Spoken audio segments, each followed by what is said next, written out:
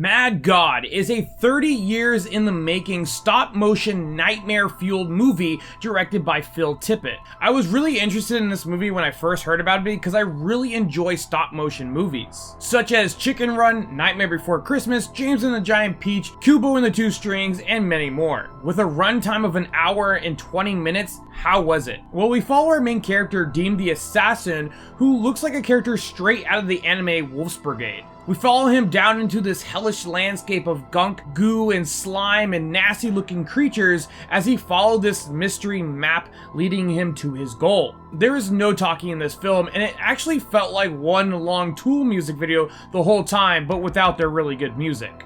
The funny thing is, I actually played two of their songs while watching this movie, The Pot and Parabola, and it fit perfectly and actually made this movie way more entertaining.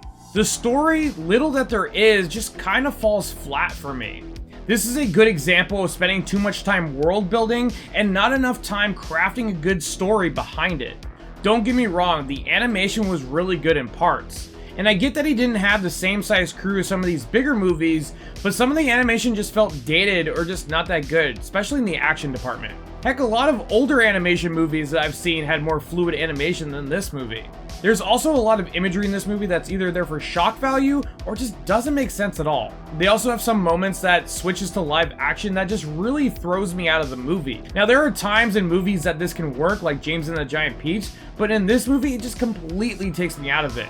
Also, there's this old guy in the movie that's during one of the live action scenes and he has like acrylic nails on, and it just had me dying laughing because he looked like the Patrick Star meme. It just seriously looks super odd and out of place.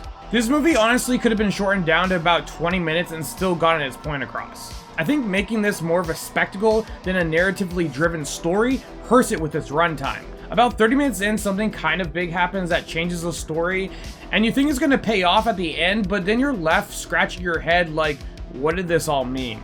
Now, are there metaphors in this movie? Can you take stuff away from this movie? Sure, if you really want to dive deep into this. And I understood some of the themes that he was going for, but I just don't feel like they really work that well. Also, I think this is the casualty of working on a film on and off for 30 years. It just ends up with a mash of craziness with little to no story behind it. In all, this movie was stunning to watch and intriguing, but it just didn't do it for me in the end. This is why I give Mad God a 6 out of 10. If you guys like this review, hit that like button. If you guys want to see more, hit that follow button. And as always, thanks for watching.